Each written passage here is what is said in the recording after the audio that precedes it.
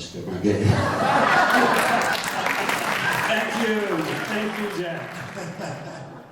We had a lot of fun, but those are some of the memories that I've got. Thank you. Good job. Thank you. We're one prize away from the sweepstakes. Milton Bernard. Okay, Milton, here's your chance. We got a great prize for you. Milton has a 1954 Mercury, is it? Chevy. I don't know if any of you saw that last night. I didn't get a chance to see his 54 Chevy. That's even older than Bob Bray.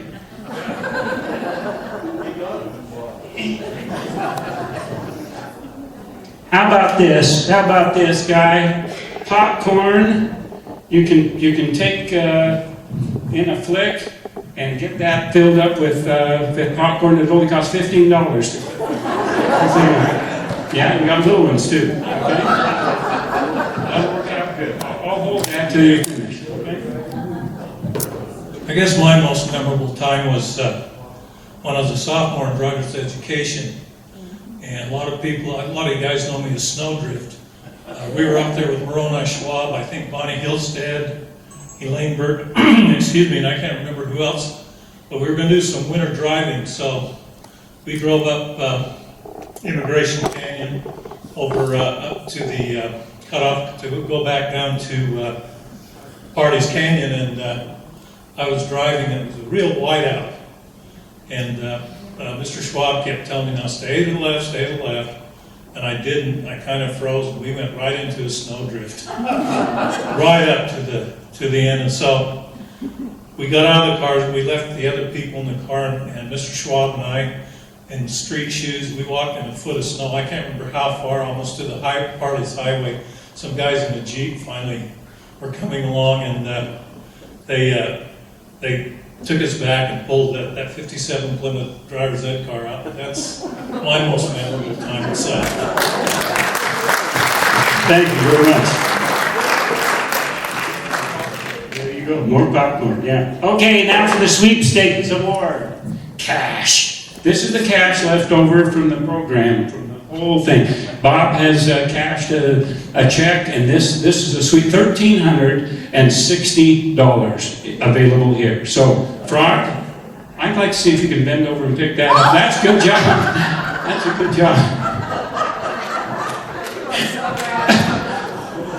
And the winner is. The winner is. Okay, the winner is Lona Meyerhofer Jefferson. Jefferson. Jefferson. You didn't go to South? Oh, well, let's get your old man up here then. You win the sweepstakes. Where did you go to high school? Weber High. We don't care about Weber High. They're the Warriors. They're the old beat-up Warriors. And we're the mighty, young, viral, energetic Cubs. I know you're going to need this, brother. And so there is the sweepstakes award. Don't spend it in one time. And when you lay that cash down, run after that. I think I'll just donate this. So, just one of my memorable times of South. I wasn't the best kid over there, but if everybody remembers a fellow who had an MGM car, a little one. We'd take it, half a dozen of us would pick it up and carry it up and put it on the front steps of the South High School. That was us, yeah. So if you guys ever remember that, we did that a few times, and you'd have to roll down that hill. Roll down the steps anyway. Thank you very much. Thank you very much. Thank you. You're all good sports. Thank you for participating with us. Now we have a wonderful opportunity to hear our student body president. Why are you laughing now? Okay, now he's coming. Warner Woodruff has a Vita that probably is the size of a large volume book. So we won't bother worrying about that. But Warner is a very distinguished man, Dr. Warner Woodworth, and I'd like to share some ideas with us. Thanks, Dale. Well, it's great to be here. How about another hand for this fantastic committee?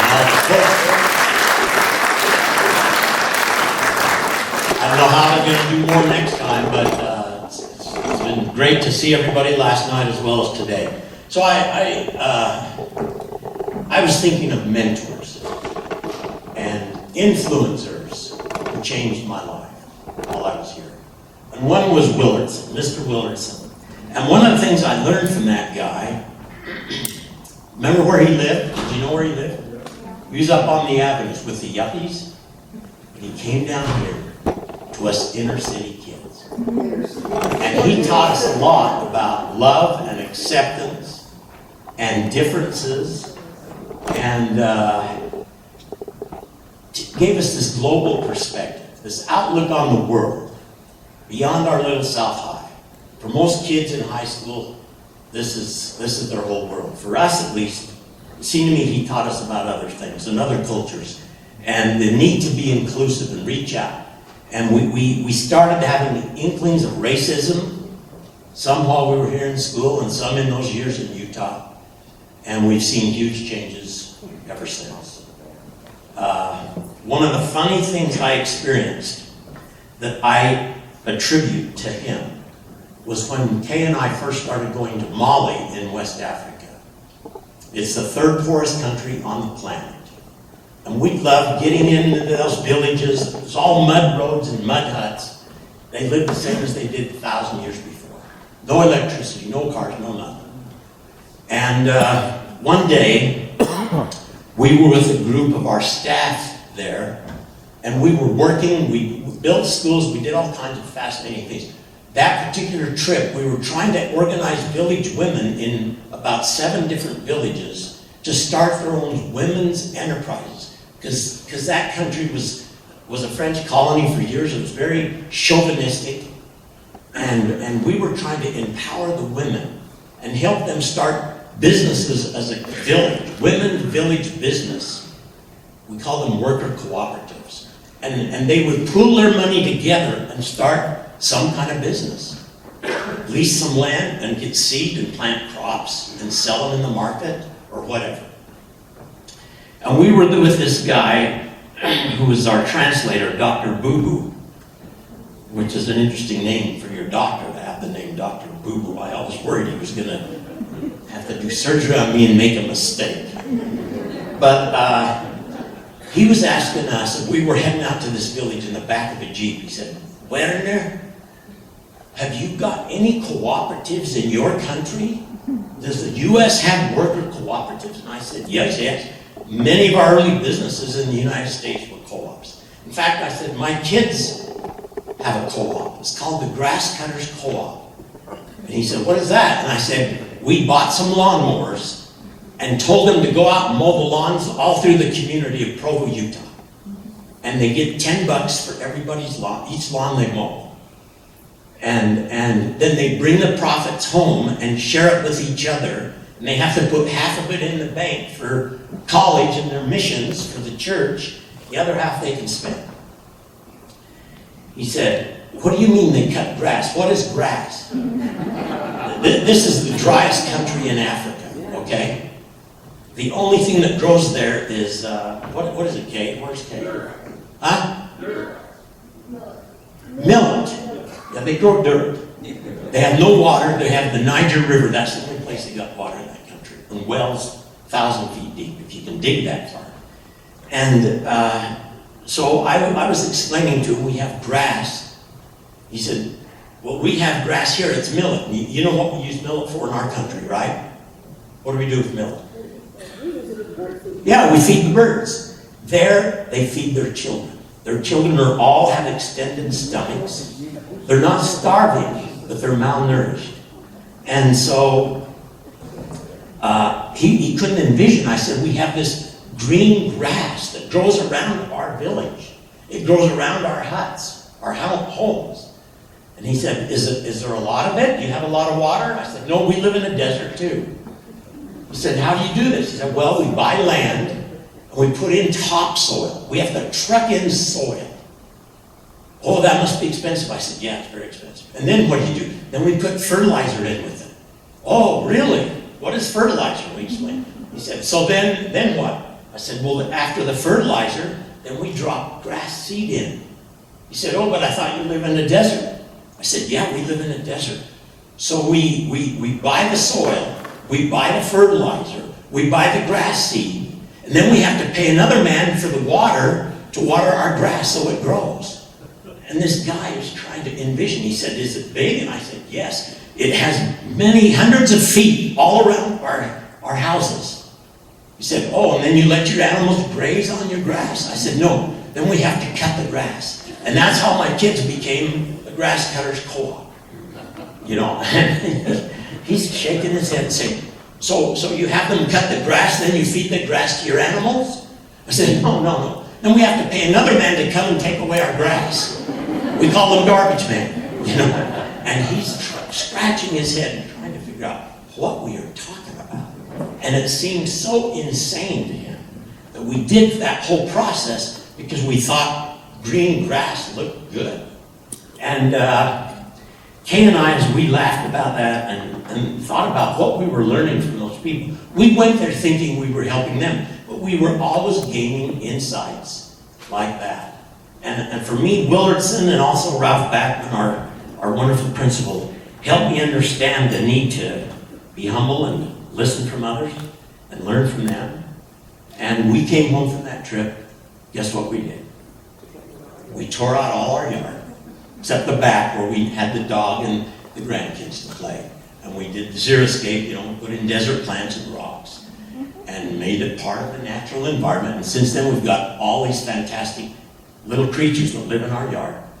And we hardly ever have to water. And it's helped me kind of resolve the gap between our materialism and our vision of what we think we need in our society and the realities of the third world. So I hope as we leave here, you think about whoever influenced you. I've loved some of the stories you shared tonight. And may we ever continue to live from our mentors here at South High. Thanks a lot. Great job, thank you, William. And now, to close the program off, that's when we clap, you know, close the program, that's it. Our fearless leader, Bouncing Bobby Bray. Actually, Bouncing Dr. Bobby Bray. Here he is, our fearless leader.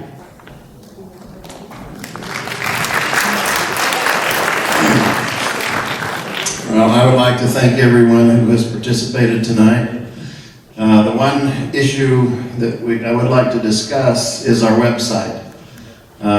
When we set that up for our 50th reunion, everybody liked it so much that we subscribed for 10 years. So we'll go on until 2020. So the question now, and I think we will send out an email to everyone to answer yes or no if he wants to continue the website. If we do, then we'll need to gather a little money. I'm not sure what it will cost right now, but to continue beyond that. And the reason I would suggest that we seriously consider it is when we did this at our 50th reunion, we planned 3 mailings, you know, like with a post office, and I think they were like $95 a piece. So 3 times 20, $270 worth of mailing. Now I can sit down, Bethany can sit down, and unfortunately sometimes maybe too many times for you, but we can send out an email to everybody with no charge immediately, and we can keep things up to date. So give it some thought and think about it. And one thing that Bethany mentioned, since our 50th anniversary, it's unbelievable how many people have changed from landlines to cell phones. And so we would like to encourage you to go log on, get into your profile, and if you don't know how to do that, call either Bethany or myself and get your cell phones in there and check, and of course your emails are still in there, otherwise it wouldn't work.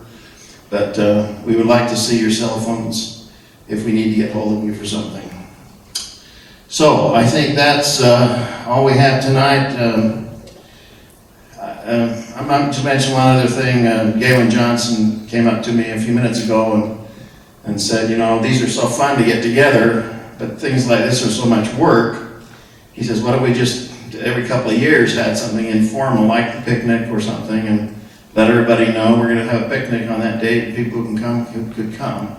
And then maybe for the 60th we'd have something more involved. So we will also send that out to you by email, see if you're interested in that kind of thing. But I think we want to have as many there at the next one. So the earlier we do it, the quicker.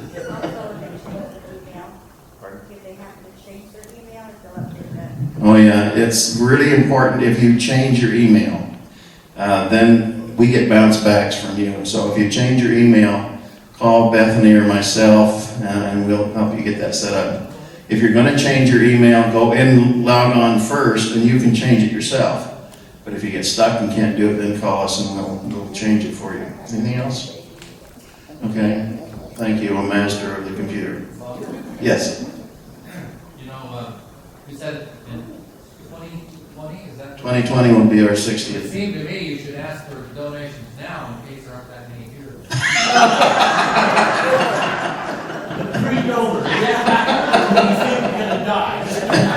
All of you who don't expect to be here, be sure you put something in the... No. I can tell you that in the past, people have been very willing to help with this, so we'll send out a little email and those of you who want to contribute, once I find out what it's going to cost, then we'll have you send a check and if you send it to me, that's the easiest way to do it. I'm not set up with PayPal or anything like that. You know, that's important. And do we have a pianist at the piano? I want to thank my dear wife, Becky Rhodes, for what she has done. I have to tell you that I've heard the music so many times at home because she's nervous. Lillian sent her the copy of the original South High song. And no, it was, which ones had so many notes? That one, yeah. It's meant to be sung slowly, and we never did that. And so she had to basically throw a lot of notes out. So she's been throwing notes out, and I think it still sounds pretty good. The other thing that we need to say, is there anything wrong with this screen? What? Okay. That is the way it was originally written. And if you look in the South High webpage, you'll see that picture of that. If you can read that a little time, that's the way it started. So we will sing on, but the word was originally hail. Pardon? Oh, Trudy, yes! Our cheerleaders, our whole cheerleader corps is going to come up.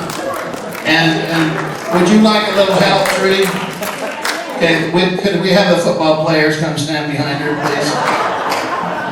Without your skirts, please. To help us sing the school song. Okay.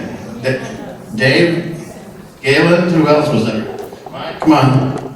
All you have to do is help sing, that's all. Okay, I just want to say this is really good for me because I know I'm going to be in sync. I'm not going to be out of sync with the rest of the group. Come on up. So do you want them to perform any, do you want them to do anything or just stand behind you and sing?